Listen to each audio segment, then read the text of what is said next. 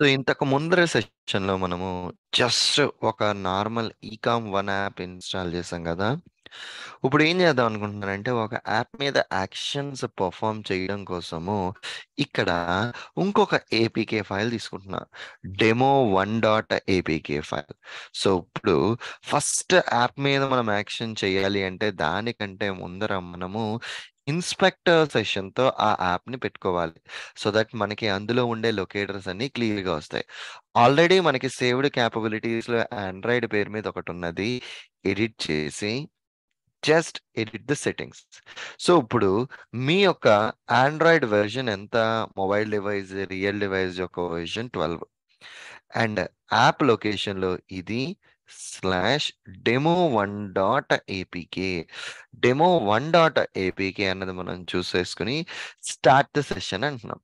So, ఇప్పుడు Android 12తో ఉండేది మీ యొక్క రియల్ ఫోన్ మాత్రమే కాబట్టి, ఇక్కడి నుంచి అది it will establish a connection with that real device. ఇది చూడండి ఇప్పుడు నా యొక్క రియల్ డివైస్‌తో ఇదెళ్లి కనెక్షన్‌ని ఎస్టాబ్లిష్ చేసుకుంటా ఉంటది.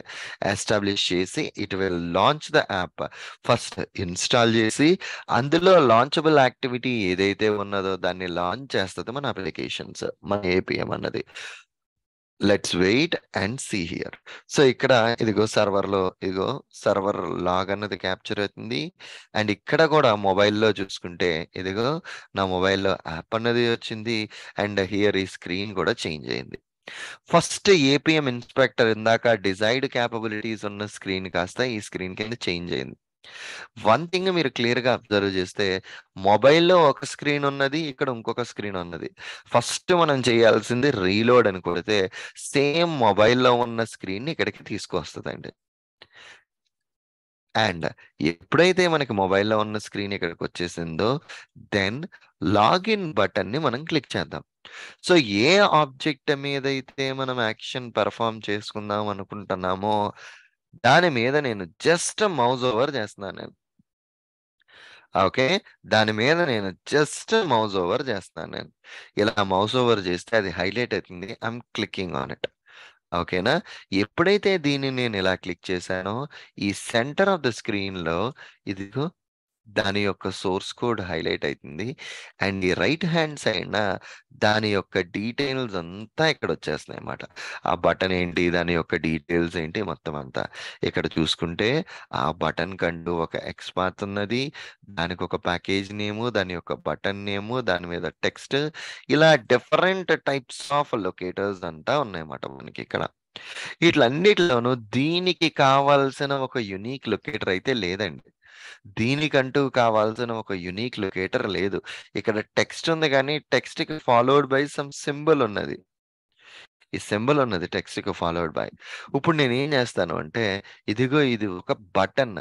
క్లాస్ నేమ్ అని ఒక బటన్ ఉన్నది.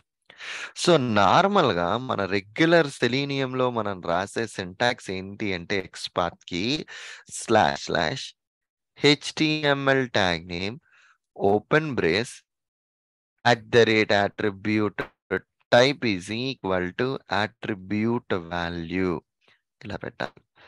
హెచ్టీఎంఎల్ బదులు మీరు ట్యాగ్ నేమ్ బదులు ఇక్కడ మీరు స్టార్ అని పెట్టినా సరిపోతుంది. ఇప్పుడు ఇక్కడ మనం ఏం చేయాలి అంటే slash slash star open brace class equal to అనే క్లాస్ వాల్యూ పెడితే సరిపోతుంది. సో ఇదిగే ఇది క్లాస్ నేమ్ కదా. Copy this class name slash slash star open brace class is equal to ఇది దీని క్లాస్ నేమ్ అయిపోయింది. ఒక ఎక్స్పాత్ రాశాను క్లాస్ నేమ్. ఈ ఎక్స్పాత్ అన్నది ఏంది అంటే కనుక మన యొక్క ఆబ్జెక్ట్ ఐడెంటిఫికేషన్ లో యూస్ చేసుకుంటాం. ఏదైనా ఆబ్జెక్ట్ కి డిఫాల్ట్ లొకేటర్స్ లేవు అన్నప్పుడు మనం ఈ ఎక్స్పాత్కి వెళ్తాం. సో ఇప్పుడు దీనికంటూ డిఫాల్ట్ గా ఐడి కానీ నేమ్ కానీ ఏం లేదు కాబట్టి ఎక్స్పాత్ రాశాను.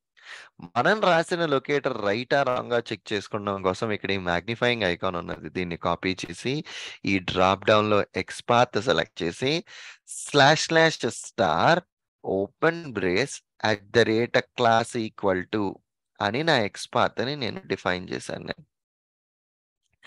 సెర్చ్ కొట్టా. సెర్చ్ కొడితే 1, 2, 3 అంటే నువ్వు ఇచ్చిన ఈ లొకేటర్‌తో 3 ఆబ్జెక్ట్‌లున్నాయి. మీరు కరెక్ట్‌గా అబ్జర్వ్ చేస్తే ఫస్ట్ దాన్ని హైలైట్ చేస్తే ఇక్కడ ఈ లాగిన్ బటన్ హైలైట్ అయితుంది. సెకండ్‌ది చేస్తే రిజిస్టర్ బటన్ ఇదిగో చూడండి. థర్డ్‌ది చేస్తే ఈ బటన్ హైలైట్ అయితున్నాయి. ఇదిగో ఫస్ట్‌ది చేస్తే లాగిన్ బటన్ అన్నది హైలైట్ అవుతుందండి. సో, దీన్ని బట్టి మనం ఏం చెప్పొచ్చు అంటే, ఇది లాగిన్‌కి సంబంధించిన ఎక్స్‌పాతేనని. బట్ 3 లొకేటర్స్ ఉన్నాయి గదా! ఇక్కడ ఈ లొకేటర్ రైటా? రాంగా? నేను ఫస్ట్ దాని మీద మౌస్ ఓవర్ చేసి ట్యాప్ ఎలిమెంట్ అని కొట్టాను నేను. ట్యాప్ ఎలిమెంట్ అని కొట్టేసరికి మీకిక్కడ ఏమైతుంది అంటే, లాగిన్ స్క్రీన్‌కి తీసుకెళ్ళింది. అంటే మీ ఆబ్జెక్ట్ యొక్క ఫస్ట్ లొకేటర్ ఎక్స్‌పాత్‌కి లాగిన్ బటన్‌కి సంబంధించిందే. సో, ఈ లొకేటర్‌ని కాపీ చేసి నా ప్రోగ్రామ్‌లోకొచ్చి ఆల్రెడీ మీరు డ్రైవర్‌ని లాంచ్ చేశారు గదా! లాంచ్ చేసిన దాంట్లో మొత్తం ఆ ఇన్‌స్టాన్స్ అంతా డ్రైవర్‌లోనే ఉంది. ఇప్పుడు డ్రైవర్ డాట్ నేనేం చేయాలి?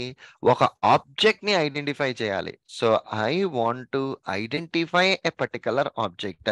So, driver dot find element అంటాను నేను. Find element by dot XPath అంటే ఏదైతే నీ దగ్గర డ్రైవర్ ఇన్‌స్టాన్స్ ఉన్నదో, దాని మీదన నువ్వు ఎక్స్‌పాత్‌ని యూజ్ చేసి ఒక ఆబ్జెక్ట్‌ని ఐడెంటిఫై చేసి, ఆ ఆబ్జెక్ట్ మీద మనం ఏం చేస్తున్నాము? క్లిక్ ఆపరేషన్ పెర్ఫార్మ్ చేస్తున్నాం. క్లిక్ ఆపరేషన్ పెర్ఫార్మ్ చెయ్యు అన్నాం. అయింది.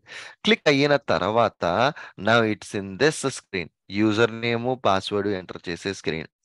ఇప్పుడు ఈ యూజర్ నేమ్ ఫీల్డ్ మీద మౌస్ ఓవర్ చేసి క్లిక్ చేశాను. చేసేసరికి మళ్ళా యూజర్ నేమ్‌కి ఒక క్లాసే ఉన్నది. పాస్వర్డ్‌కి ఇంకా క్లాసే ఉన్నది. లాగిన్ బటన్‌కి even it has a class. అంతే గదా! సో, ఇప్పుడు యూజర్ నేమ్ టెక్స్ట్ ఫీల్డ్‌కి క్లాస్ ఉన్నది కాబట్టి let us take this one and identify the XPath.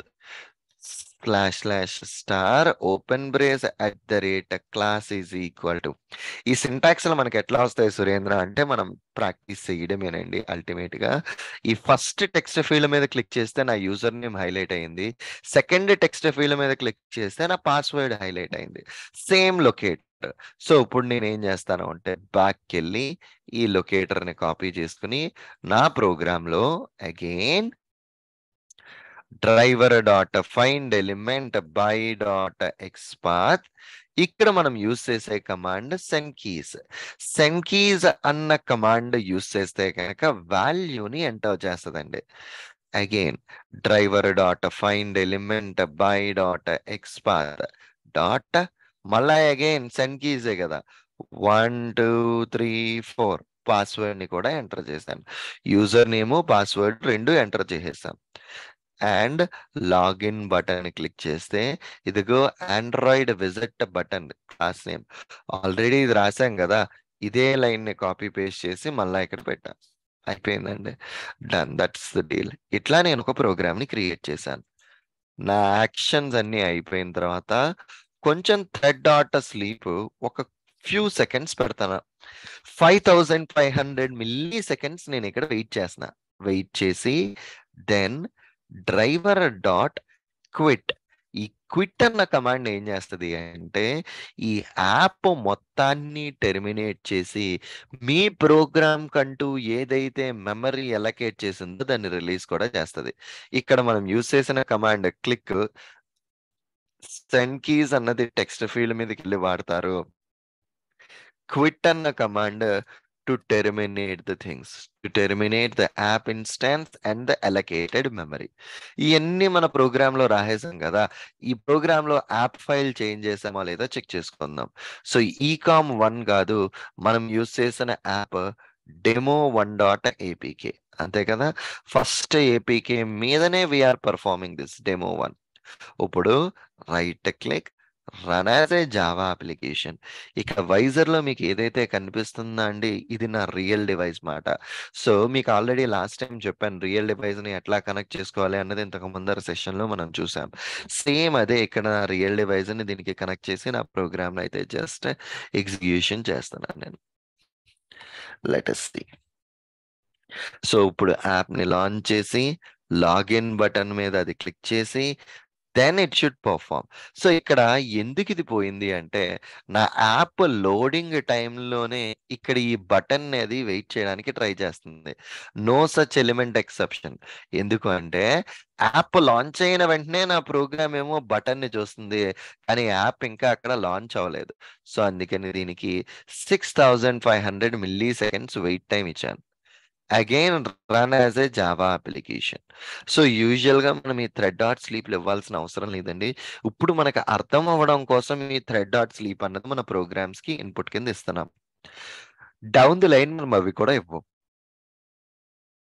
Let us see how this is going to work. App అయితే లాంచ్ అయింది first of all. Vysor. Wait ఇచ్చాం కాబట్టి మన ప్రోగ్రామ్ వెయిట్ అయితది. Okay. And still wait అయినా సరే ఇక్కడ ఏమొచ్చింది అంటే class not found exception string utils. So, ఇప్పుడు మీకిక్కడ ఏం ఎక్సెప్షన్ వచ్చింది అంటే గనక, మీ యొక్క యాప్‌నైతే ఇన్‌స్టాల్ చేసుకున్నావు గానీ, కామన్ లాంగ్ ఈ యొక్క జార్ ఫైల్ మిస్ అయింది నాకిచ్చిన దాంట్లో అని అడుగుతుందన్నమాట. సో, దీనికోసం ఇప్పుడు ఏం చేస్తున్నాను అంటే, right click, build path, configure build path, add external jars. దీనికి కొన్ని జార్ ఫైల్స్ మిస్ అయినాయి అంటుంది. ఓకే. కామన్ యూటిల్స్ కదా! కామన్ ల్యాన్ ఒక్కసారి.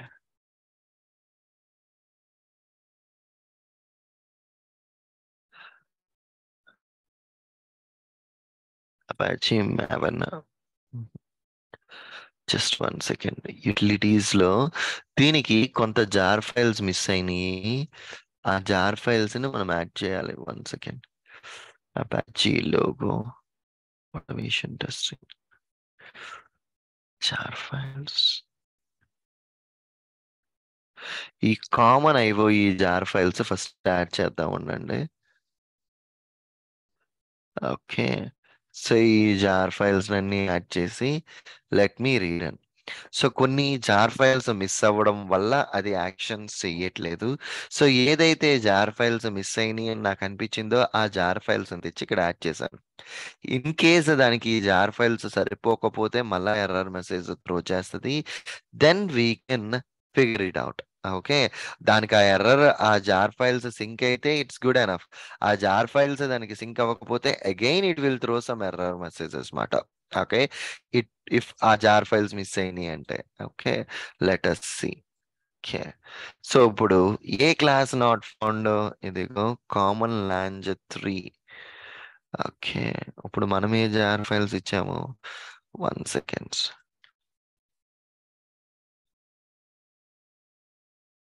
జార్ ఫైల్స్‌లో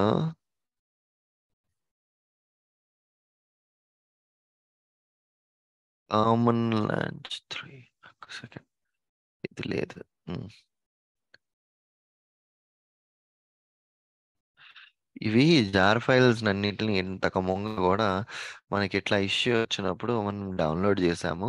ఇది నార్మల్‌గా ఏంది అంటేనండి, ప్రాజెక్ట్ టు ప్రాజెక్ట్ ఇయ్యి మారిపోతాయి. ఇప్పుడు నేను ఒక సింపుల్ జావా ప్రాజెక్ట్ క్రియేట్ చేశాను కదా!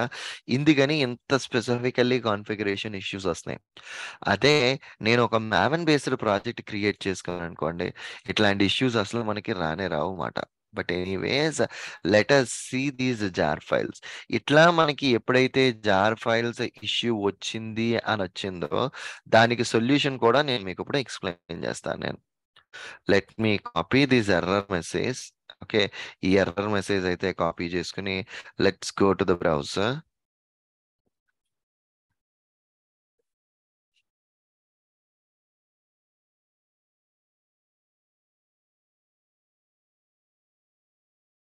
బ్రౌజర్‌లో ఈ ఎర్రర్ మెసేజ్ పెట్టి చూద్దాం. ఆ జార్ ఫైల్ కావాలి అని చెప్పేసనని మనం చూస్తే ఆటోమేటికల్లీ ఆ జార్ ఫైల్‌కి డౌన్‌లోడింగ్ ఆప్షన్ గూడా మనకి కనిపిస్తదన్నమాట. ఓకే. ఏదైతే ఎర్రర్ మెసేజ్ వచ్చిందో ఆ ఎర్రర్ మెసేజ్‌ని కాపీ చేసి నేనిక్కడ బ్రౌజర్‌లో పెట్టాను నేను. ఓకే. సో, ఇది ఇప్పుడు నార్మల్ ప్రాజెక్ట్‌లో ఇది క్రియేట్ చేశాను కదండీ! రేపు ఇదే మావెన్ ప్రాజెక్ట్‌లో మీకు నేను క్రియేట్ చేసి చూపిస్తా. మావెన్ అంటే ఏంటి? అసల మావెన్ ప్రాజెక్ట్ ఏంటి? అన్నది నేను మీకు రేపు క్రియేట్ చేసి చూపిస్తా. సో దట్ ఈ ఎర్రర్ అన్నది కూడా మీకు రాదు అల్టిమేట్‌గా. Okay. I have added common lang libs in a class file. ఇదిగో ఈ జార్ ఫైల్స్‌ని నువ్వు యాడ్ చేయాలి అని మనకి స్పెసిఫై చేస్తుందన్నమాట. ఓకే. సో, జస్ట్ 1 సెకండ్ అండి. Just 1 second. సో, ఇప్పుడు నేను జస్ట్ చేసిందేంది అంటే, ఇక్కడ ఈ జార్ ఫైల్‌ని you need to include common lang 3.3.1 jar file అన్నారు. సో, నేను మావెన్ రిపాజిటరీలోకొచ్చి ఈ పర్టిక్యులర్ జార్ ఫైల్‌ని డౌన్‌లోడ్ చేసేసాను.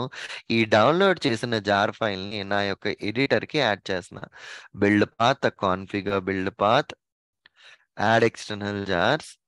ఇప్పుడు డౌన్‌లోడ్ చేసిన ఈ జార్ ఫైల్ ఒకటి common lang jar. Okay.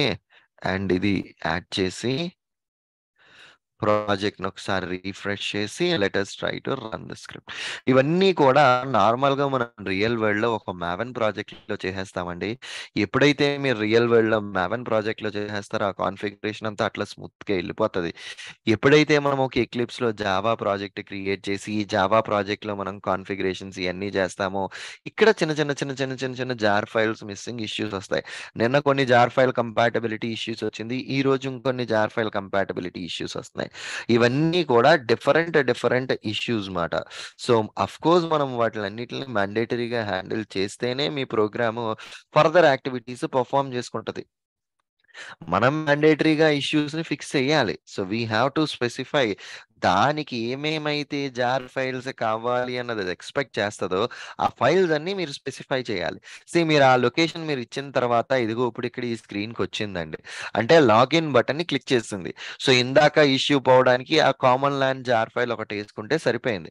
And ఇక్కడ మళ్ళా నో సచ్ ఎలిమెంట్ ఎక్సెప్షన్ అని వచ్చింది. నో సచ్ ఎలిమెంట్ ఎక్సెప్షన్ ఎందుకొచ్చింది అంటే మీకక్కడ లాగిన్ బటన్ కొట్టిన వెంటనే మీరు యూజర్ నేమ్ ఫీల్డ్ చూస్తున్నారు. బట్ రియల్‌గా జరిగేదేంది అంటే లాగిన్ బటన్ కొట్టిన తర్వాత కొన్ని సెకండ్స్ మీకు యూజర్ నేమ్ వస్తుంది. మళ్ళా థ్రెడ్ డాట్ స్లీప్ పెట్టి run as a Java application అని పెట్టాను. ఇది ఫైనల్ ఎగ్జిక్యూషన్ చూడండి. ఈసారి మొత్తం స్క్రిప్ట్ అంతా ఎగ్జిక్యూట్ అయితది. బట్ ఇందులో రన్ టైమ్‌లో మనకి డిఫరెంట్ ఇష్యూస్ వస్తాయి. We will see those issues. Okay. Run టైమ్‌లో మనకొచ్చే ఇష్యూస్‌ని we will see how to fix those issues. So, first అయితే గనక నా స్క్రిప్ట్‌ని ఒక బేసిక్ ప్రోగ్రామ్ రన్ చేశాను. ఇన్ డీటెయిల్ అబౌట్ అన్ ఎక్స్‌పాత్‌ల యొక్క సింటాక్స్‌లు ఇయన్నీ కూడా మూవింగ్ అహెడ్ మనం రేపటి సెషన్‌లో చూస్తాం మనం. ఎక్స్‌పాత్ ఎందుకు రాసాము? ఎక్స్‌పాత్ యొక్క సింటాక్స్ ఏంటి? ఇయన్నీ కూడా రేపటి సెషన్‌లో చూస్తాం. ఎక్స్‌పాత్ మల్టిపుల్ ఉంటే ఎలా ఐడెంటిఫై చేయాలి? హియర్ ఫస్ట్ సురేంద్ర ఎంటర్ చేసింది. తర్వాత 2, 3, 4 ఎంటర్ చేసింది. అంటే ఇక్కడ మీరు రాసిన లైన్‌లేమో మనం ఏమనుకున్నాము? ఒకటి యూజర్ నేమ్, ఒకటి పాస్వర్డ్ అనుకున్నాం. బట్ అక్కడ ఒకటే లొకేటర్ రెండిట్లకి ఇవ్వడం వల్ల మీ యొక్క APM by default user name ఫీల్డ్‌లో మాత్రమే వాల్యూని ఎంటర్ చేస్తుంది. ఓకే. అసలా అది పాస్వర్డ్ ఫీల్డ్‌లోకి వాల్యూ ఎలా ఎంటర్ చేయాలి? మల్టిపుల్ లొకేటర్స్ కనుక ఉంటే యూనిక్‌గా లొకేటర్స్‌ని ఎలా ఐడెంటిఫై చేయాలి? ఇవన్నీ కూడా మనం నెక్స్ట్ సెషన్‌లో చూద్దాం. అంటే ఇక్కడ ఇందాక నేను ఎక్స్‌పాత్ రాసినప్పుడు ఈ పర్టిక్యులర్ ప్రాపర్టీ మీద 2 లొకేటర్స్ వచ్చినాయండి. ఇలా మల్టిపుల్ లొకేటర్స్ ఉంటే how to identify unique locator ఇదంతా కూడా మనం నెక్స్ట్ సెషన్‌లో చూద్దాం. Okay, good enough. Done the deal. Let's take a pause here for now and we'll continue the topic in tomorrow's session.